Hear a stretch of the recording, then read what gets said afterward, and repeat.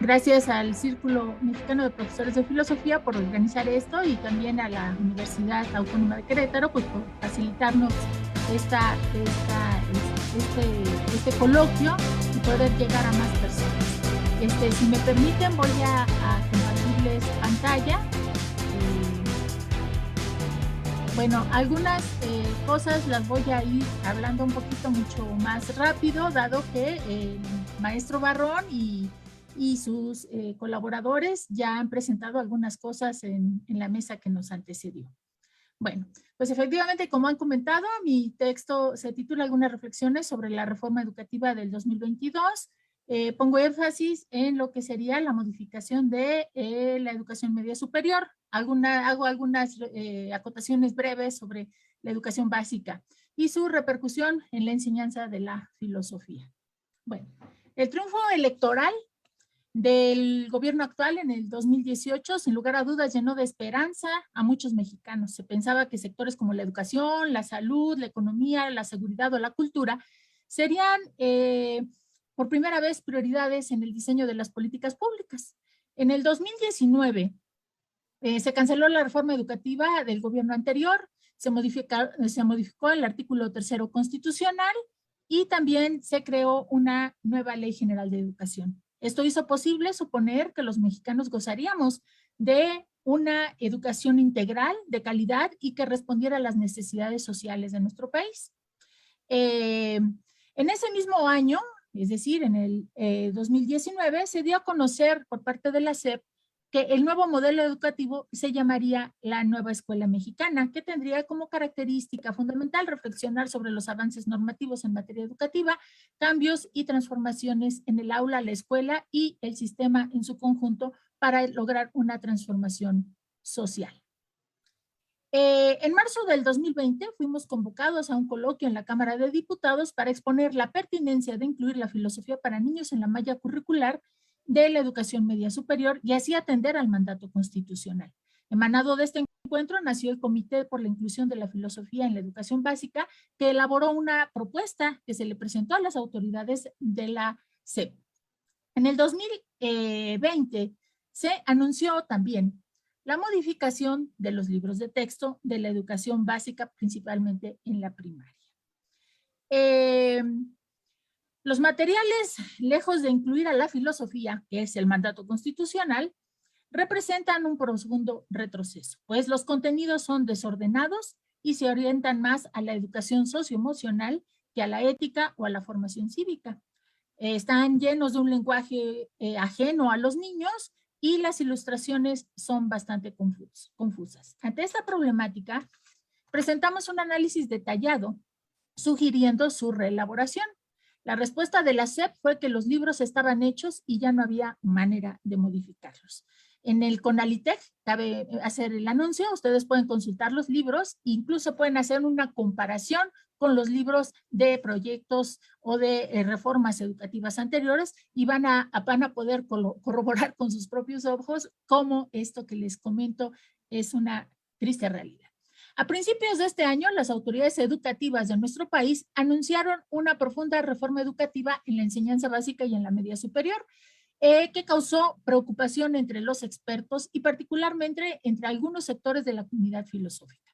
Esto obedece a que tanto en el marco curricular común de la educación media superior como en el plan de estudios de la educación básica incluyen una propuesta basada en campos formativos y en la transversalidad, dejando de lado las asignaturas. Nuestra intención en este trabajo es demostrar cómo la iniciativa dista mucho de ser una propuesta innovadora que responde a las necesidades de nuestros niños y adolescentes y sí, por el contrario, generará más rezago y una formación confusa y deficiente, particularmente en lo que se refiere a la enseñanza de la filosofía, que hemos de decir, desde el año 2019 es un mandato constitucional la enseñanza de la misma. Bueno, algunos datos alarmantes, ¿no? Muchos expertos han apuntado que es un disparate proponer un nuevo plan de estudios sin antes haber atendido la problemática que niños y jóvenes vienen arrastrando, particularmente a partir de la pandemia. Así tenemos que más de 1.400.000 niños y jóvenes ya no regresaron a las escuelas. Tenemos un retroceso en promedio de escolaridad. Anteriormente era hasta tercero de secundaria, ya hoy estamos en primero de secundaria. Hay un decremento también del 30% en el nivel en que los alumnos se dedicaban al estudio. Y bueno, otro de las cifras alarmantes es que se han perdido 2 años de aprendizaje en lectoescritura, razonamiento matemático y los aprendizajes que son socialmente adquiridos. Es importante señalar que estos problemas ya se venían presentando desde antes de la pandemia, pero esta vino a exponenciarlos. Sin embargo, las autoridades educativas tomaron la decisión de modificar los planes de estudio de la educación básica, preescolar, primaria y secundaria y de la educación media superior, argumentando que se requiere una educación decolonial, humanista y antineoliberal. Bueno, ahora pasamos a la segunda parte, que sería análisis de la propuesta de humanidades en el marco curricular común de la educación superior. Bueno, el anuncio que nos hacen las autoridades de la SEP es que las disciplinas filosóficas desaparecen de la currícula de la educación media superior, mientras que queda evidentemente cancelada su inclusión en la educación básica. En este rediseño del marco curricular, las asignaturas filosóficas han dejado su espacio para incluir algo que ya han expuesto las autoridades de la SEP hace unos momentos, algo que se denomina conocimiento en humanidades y que aparece aquí, miren ustedes, aquí está humanidades 1, humanidades 2 y humanidades 3. El primer problema que podemos identificar es que hay poca claridad acerca de lo que se entiende por humanidades. Ante la pregunta de qué hablamos cuando hablamos de humanidades en la educación media superior, las autoridades en un primer documento que nos presentaron aseguraban que era el estudio de la cultura de lo humano, la amabilidad con los otros, el celo por la cultura humana y una conducta civilizada que nos remite a la ciudadanía. Al respecto, podemos decir que estas frases nos demuestran una muy pobre y limitada concepción de lo que significan las humanidades. En el mismo documento encontramos una pregunta que ellos señalan. ¿Qué hacemos con el legado humanístico? En el texto solo se observa un collage de nombres y no hay respuesta. Por otra parte, resulta alarmante este planteamiento de reformular el sentido de las humanidades y de la tradición humanística. Dicen hacer una genealogía de las concepciones filosóficas y pedagógicas que han determinado las prácticas didácticas en la asignatura de las humanidades. Pero estos objetivos no se cumplen. Baste revisar el documento titulado Progresiones, del que también ya nos hablaban las autoridades, que incluye los contenidos de Humanidades 1, 2 y 3. Miren ustedes, este es el material de progresiones que ya les han hecho llegar a través de, entiendo, el portal de Facebook, ¿no? Bueno, rápidamente les comento, voy a pasar esto para acá porque si no, no veo. Contenidos de Humanidades 1, 2 y 3. En Humanidades 1 son 12, ahora me vengo a enterar que son progresiones. No sé qué significa exactamente eso, pero no queda claro en el material si son sesiones, si son temas, si son semanas. En Humanidades 1 dice que van a trabajar experiencias de sí, en Humanidades 2 son 10 y abordarán el tema de lo colectivo, y en Humanidades 3 son 11 y trabajarán la experiencia de lo humano. Se repiten todas las categorías y subcategorías, que rápidamente hablaremos después de ellas. No queda claro si el docente será filósofo, literato, historiador, nada de eso. Los temas o contenidos no siempre están relacionados con las preguntas que se sugieren y vamos a comentarlo con el siguiente ejemplo. Yo mejor me voy a hacer chiquita. Ahí está. Bueno, en progresiones, que en lo que se refiere a Humanidades 1, en la progresión número 10, me voy a permitir citárselas porque es muy importante. Dice, argumenta la configuración histórica, política, social, ambiental, tecnológica, etcétera, de su propia experiencia para fortalecer sus capacidades de construir la colectividad.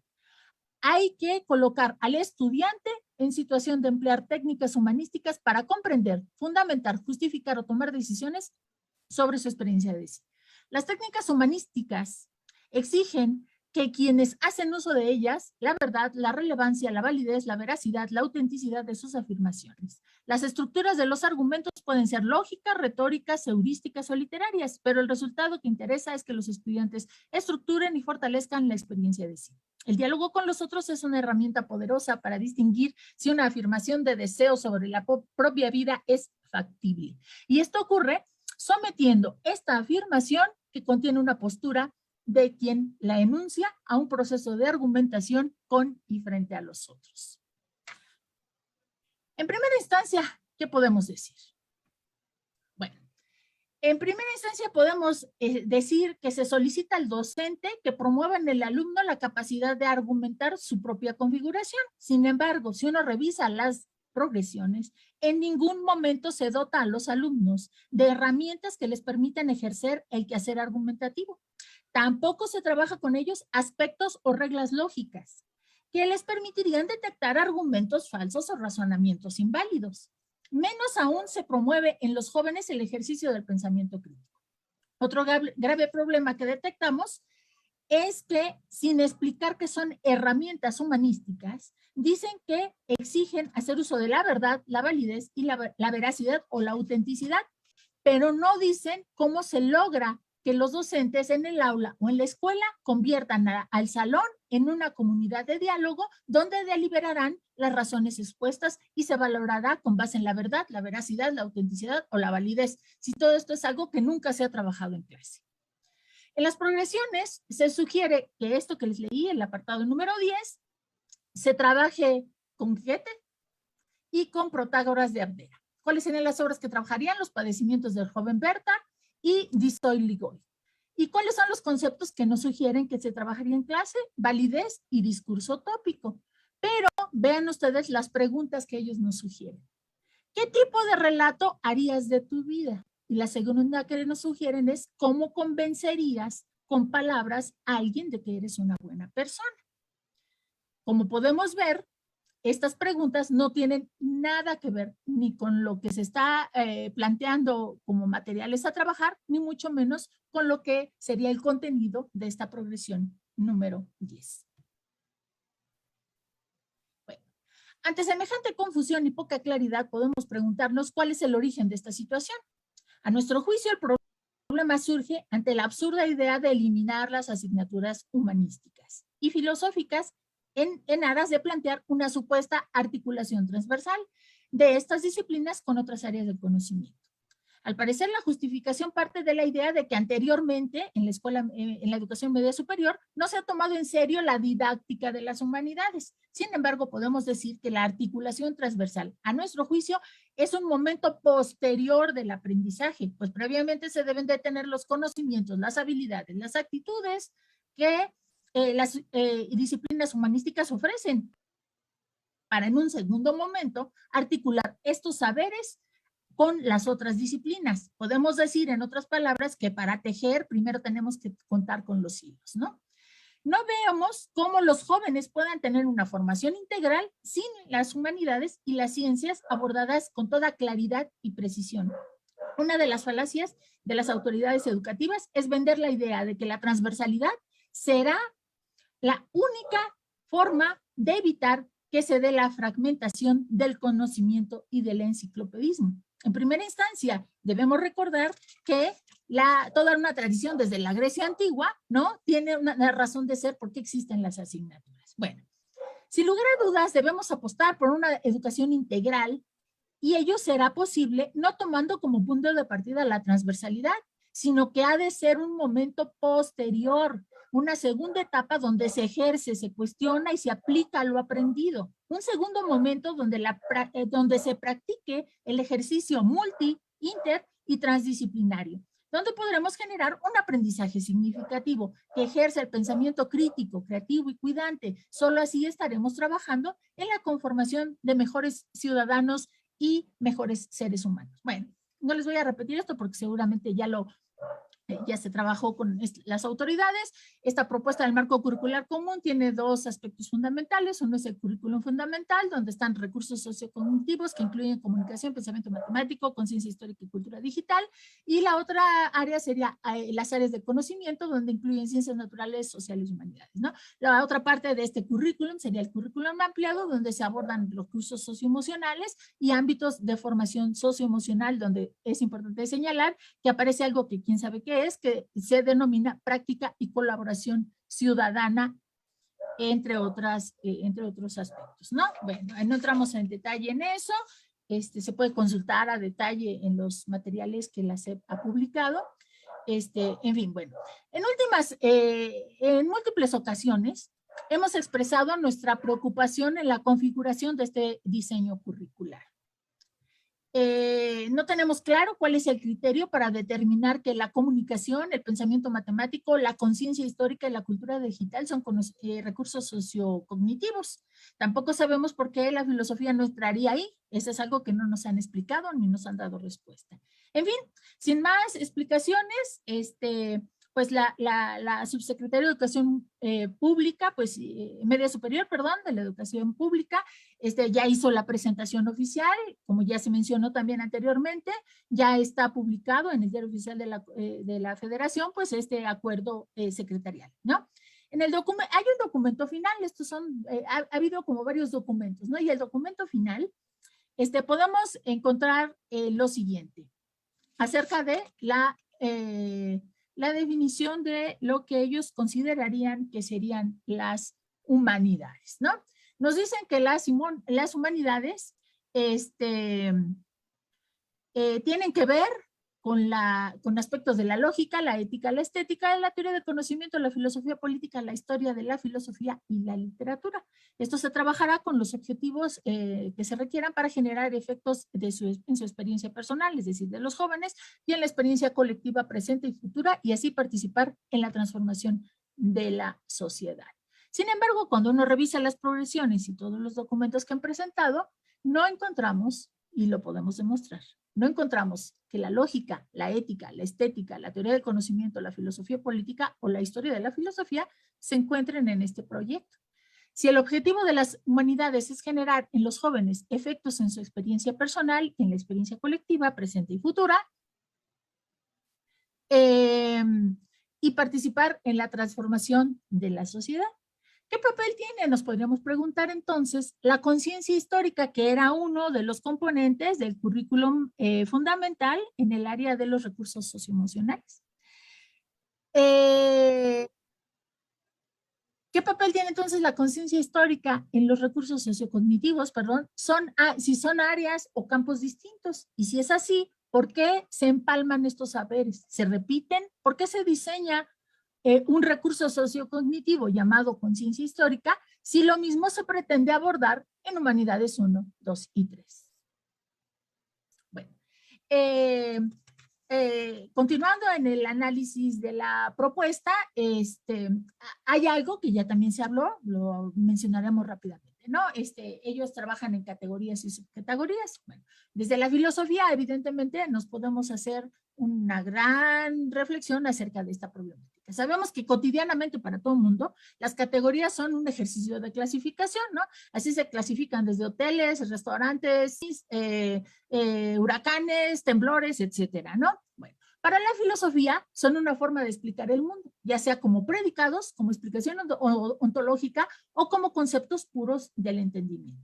Para la SEP, ¿qué son? Bueno, nos dicen ellos que son unidades integradoras de procesos cognitivos de experiencia, reflejan el logro de aprendizajes de trayectoria, contribuyen a articular los recursos sociocognitivos, emocionales, etcétera, y las áreas de conocimiento a través de métodos, estrategias, materiales didácticos, técnicas y evaluación. Es decir, serían los que nos permitirían hacer esta conectividad, por decirlo de alguna manera, que garantizaría la transversalidad, ¿no? Bueno, esto es lo que nos han presentado. Ya anteriormente se mencionó que son 3 categorías, son estos círculos grandotes, ¿no? Que sería experiencias, vivir y estar juntos, y de ellos se desprenden todas estas subcategorías que serían estas bolitas chiquitas, ¿no? Se puede revisar con mayor precisión los textos, ¿no? Pero para cerrar ya y concluir, ¿cuál sería entonces la alternativa que podríamos proponer? Bueno, pues a partir del programa de filosofía para niños, ¿no? Particularmente en la novela de Ari, o que también se conoce como el descubrimiento de Philos Episteme, Matthew Lipman nos propone justamente trabajar con jóvenes y con niños el tema de la la identificación de las reglas lógicas, pero lo importante aquí es que los niños en esta novela lo que hacen no es que les den y que se aprenden de memoria las reglas lógicas, sino que los niños van descubriendo cómo se construyen las reglas lógicas y de ahí van descubriendo cómo podemos ver si una propuesta, un argumento, una proposición es verdadera o falsa. Y entonces, por ejemplo, aquí les he traído rápidamente, ¿no? Que en el material que se propone de material de apoyo para los docentes justamente de este libro, que Lippmann nos presenta, en una idea, en la idea principal número 7, lo que propone es cómo los chicos pueden identificar o pueden diferenciar cuando hay una causa y cuando hay una razón. Y esto dirán ustedes, bueno, ¿y esto para qué nos sirve? ¿Para qué? Bueno, miren ustedes, en el último párrafo del capítulo 15 de este libro de Harry, ¿no? Se dice que él no quería que su papá explicara la causa por la cual fuma, sino la razón para fumar. Ahí está la diferencia. Y a partir de aquí se hace toda una reflexión filosófica. Este tipo de materiales, este tipo de reflexiones son las que deberían de estar incluidas, a nuestro juicio, en el marco curricular común de la educación y en las progresiones, para que los muchachos puedan argumentar, identificar proposiciones falsas, falacias, contradicciones, etcétera. Pero si uno no los dota de estas herramientas, pues entonces la discusión es sobre nada. Miren ustedes aquí, por ejemplo, proponen todas estas preguntas que podríamos trabajar con los niños para identificar la diferencia entre una razón y me voy para atrás para que lo podamos ver, perdón, una razón y una causa. Ahora sí, lo adelanto, ¿no? Y miren, pueden ser estas preguntas o pueden ser otras. El asunto es encontrar la manera en que los niños pueden llegar a estas reflexiones, ¿no? ¿Por qué a muchos niños les gustan los dulces? Porque algunos autos tienen tracción en las 4 ruedas. ¿Qué ocurre? ¿Por qué ocurren los eclipses de sol? Y todo esto es para identificar si son razones o son causas, ¿no? ¿Por qué hay una tachuela en mi silla? ¿Por qué explotan ciertas bebidas embotelladas cuando salen, cuando se calientan demasiado? ¿Por qué Juan sacó buenas notas en historia el año pasado? ¿Por qué no hay jirafas en Sudáfrica? ¿Por qué hay pocas cigüeñas en Sudamérica? Las preguntas pueden ser estas o las que efectivamente pudieran trabajarse a partir de su comunidad, ¿no? Bueno, ¿cuáles son las conclusiones a las que podemos llegar?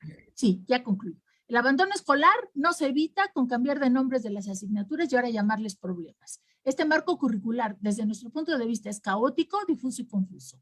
Si hay una verdadera educación integral, esta no se logrará imponiendo la transversalidad, se logra con una educación intra, inter y multidisciplinaria. El marco curricular es violatorio del artículo 3 constitucional y de la Ley General de Educación, pues eliminan las asignaturas que ahí se plantean explícitamente en la Constitución. La filosofía no está presente en el marco curricular común, solo se enuncian algunos temas y preguntas con tintes filosóficos, pero no se abordan de manera seria y profunda las problemáticas que le competirían a la filosofía y los jóvenes quedan sin una formación filosófica. El marco curricular asegura trabajar la lógica, la ética, la estética, etcétera, pero en las progresiones no aparece ninguno de estos elementos. No queda claro si la práctica de la colaboración ciudadana va a ser un curso, ni cuánto, ni cuándo, ni dónde se impartirá, qué tipo de profesor lo hará, un filósofo, un historiador, un politólogo, etcétera. En las progresiones, los temas y contenidos no siempre están relacionados con las preguntas que se sugieren. Y una de las falacias es vender que la idea de transversalidad será la única forma